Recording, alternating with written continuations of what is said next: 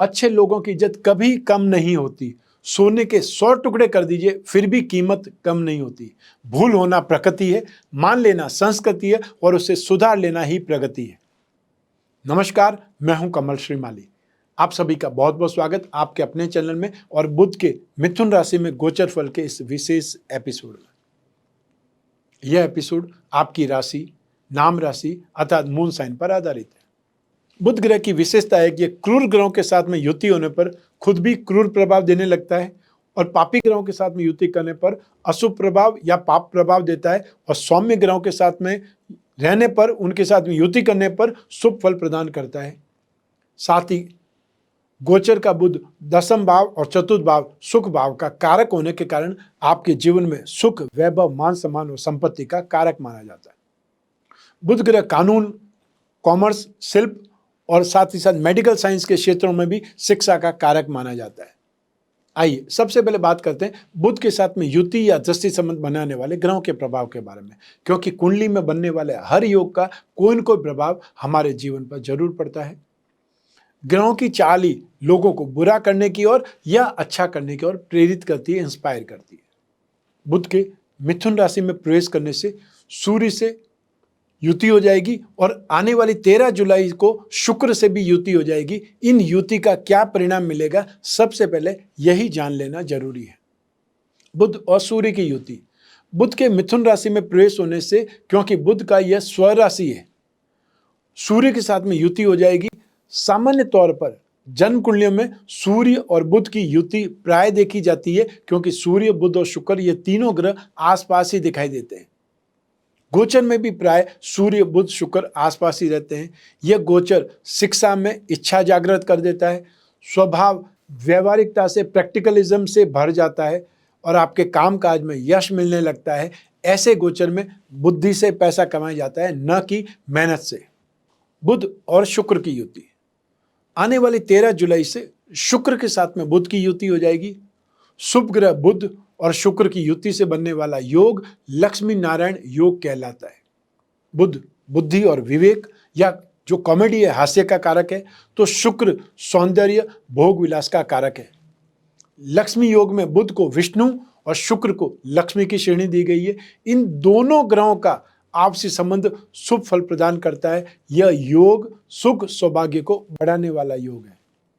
यही बुध ग्रह 2 जुलाई 2022 को प्रातः 9:41 पर मृगशीर्ष नक्षत्र के तीसरे चरण में आने से मिथुन राशि में प्रवेश कर जाएंगे और यहां से 17 जुलाई 2022 की प्रातः 00 और 10 मिनट पर, अर्थात रात को 12:10 पर, 16 तारीख की रात को जब 12 बज जाएगी, उस समय 17 तारीख लगने पर 10 मिनट के बाद ही मिथुन राशि में गतिशील रहेंगे, अर्थात वहां तक मिथुन राशि में ही रहेंगे। मृगशीर्ष नक्षत्र के स्वामी है मंगल। बुध ग्रह पृथ्वी तत्व के स्वामी है और मिथुन राशि में प्रवेश करने पर वायु तत्व से संबंध बना लेंगे। मिथुन राशि के स्वामी स्वयं बुध है। तो आइए देखते हैं कि मिथुन राशि में बुध का गोचरवश फल आपको क्या मिलने वाला है, शुभ या अशुभ। आरंभ कर रहा हूं मेष राशि से। बुध आपकी मेष राशि से पराक्रम भाव में, 3rd हाउस में गोचरवश पधार रहे हैं। बुध का यह परिवर्तन आपके लिए मिक्स रिजल्ट लेकर के आया है। एक और जहां आपको अपनी मेहनत का फल इस समय मिल सकता है, तो वहीं दूसरी ओर सफलता प्राप्ति के लिए आपको एफर्ट भी बहुत करने पड़ेंगे। आपको परिवारजनों से या जो भी आपके खानदान वाले हैं उनसे फाइनेंशियली प्रॉब्लम भी हो सकती है या फाइनेंस को लेकर के विवाद भी हो सकता है, लड़ाई झगड़ा भी हो सकता है। इस समय काल में लोगों से बातचीत करते समय शब्दों का इस्तेमाल ध्यान से करना है।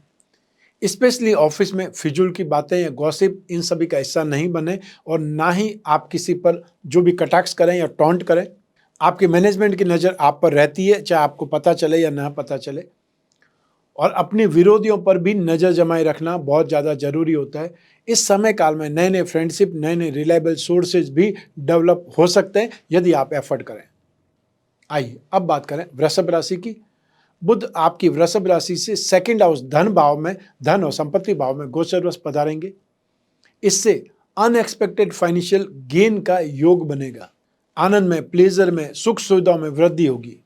फाइनेंशियल गेन के साथ में शॉपिंग हो सकती है या जेम्स एंड ज्वेलरी पर भी इन्वेस्टमेंट हो सकता है, वो भी आप खरीद सकते हैं। और अपनी बोलने के स्टाइल से, अपनी लच्छेदार भाषा से आप अच्छी आमदनी भी कर सकते हैं, एक्स्ट्रा आप गेन कमा सकते हैं। स्टूडेंट को एजुकेशन में रिलैक्स मिलेगा, आमतौर पर अच्छे ढंग से पसंद का खाना पीना आपको अवेलेबल होगा और सगे संबंधियों से फाइनेंशियली सपोर्ट भी मिलेगा या पहले आपने उधार दिया हुआ पैसा भी वापस आपको मिल सकता है। जो लोग की गहरी फ्रेंडशिप में हैं उन लोगों की रोमांटिक लाइफ काफ़ी बेहतर होने लगेगी, आपके रिलेशनशिप में मधुरता आने लगेगी, लंबे समय से चली आ रही दूरियां भी इस समय मिट सकती है। आइए अब बात करें मिथुन राशि की। बुध आपकी मिथुन राशि में ही गोचरवश प्रवेश करेंगे।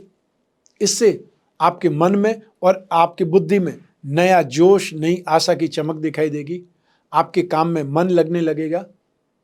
इस समय अपनी बोलचाल की स्टाइल से, अपनी बोलने की भाषा से आप किसी का भी दिल जीत सकते हैं। लेकिन ध्यान रखें कि दूसरों की निंदा करने से, चुगलखोरी करने से, टॉन्ट करने से अपना समय वेस्ट नहीं करना है। ऑफिस में भी फालतू बातों से बचना है।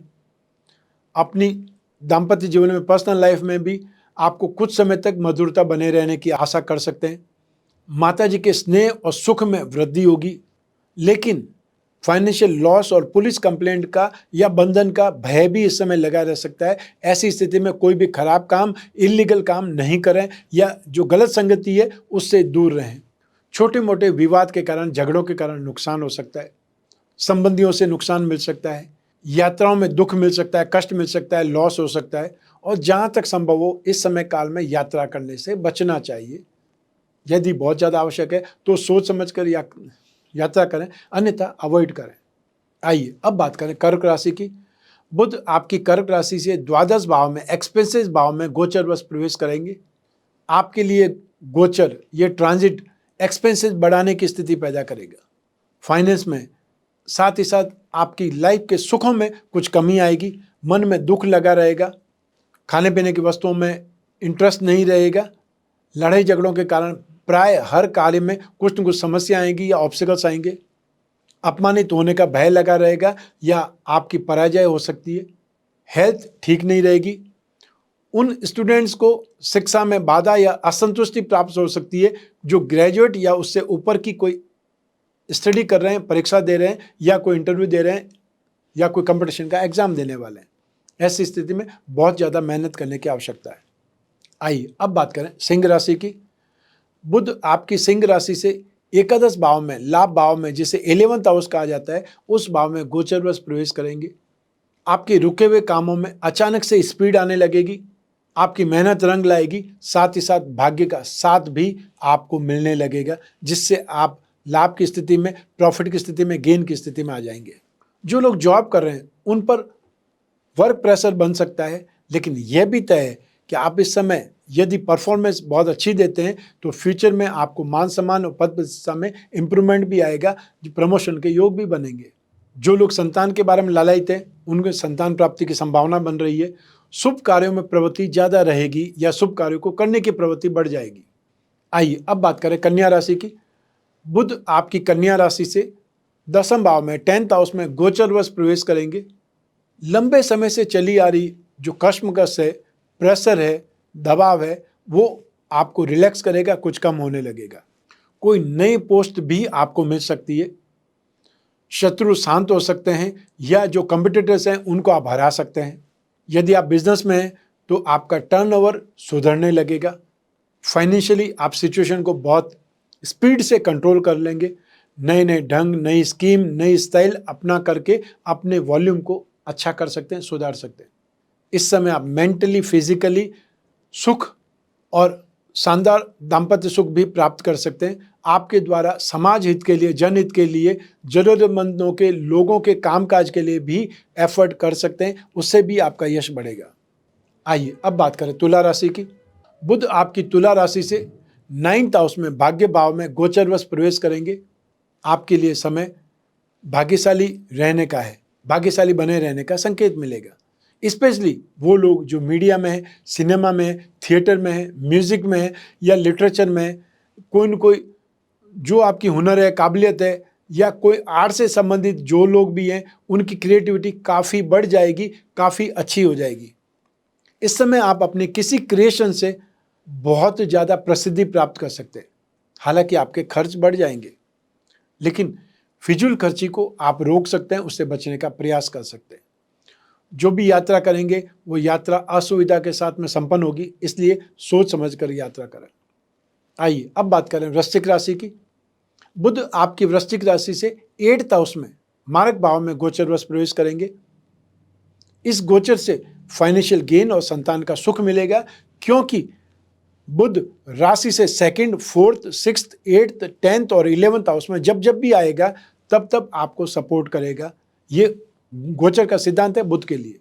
जिन लोगों की संतान उनसे दूर रहती है, उनका संतान से मिलना संभव होगा या संतान का साथ मिलेगा। पारिवारिक कलह और शारीरिक कष्टों में राहत मिलने लगेगी या सपोर्ट मिलेगा। अपनी वाणी और अपने विचारों में कुछ आपको स्थिरता रखनी पड़ेगी, संयम रखना पड़ेगा और अपने कामकाज में भी धैर्य बनाए रखना पड़ेगा।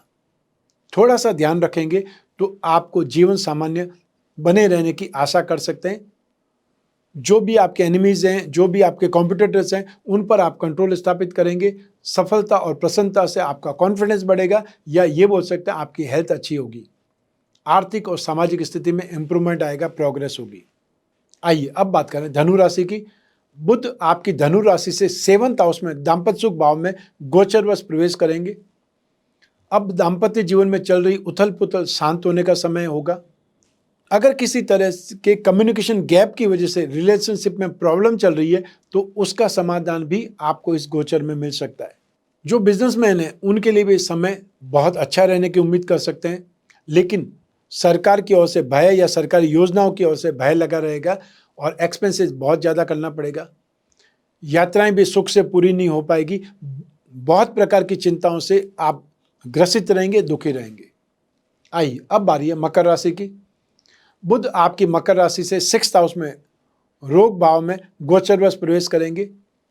इस गोचर में कॉम्पिटिटिव एग्जाम्स में, इंटरव्यू में, डिबेट में आपको सक्सेस मिलेगी।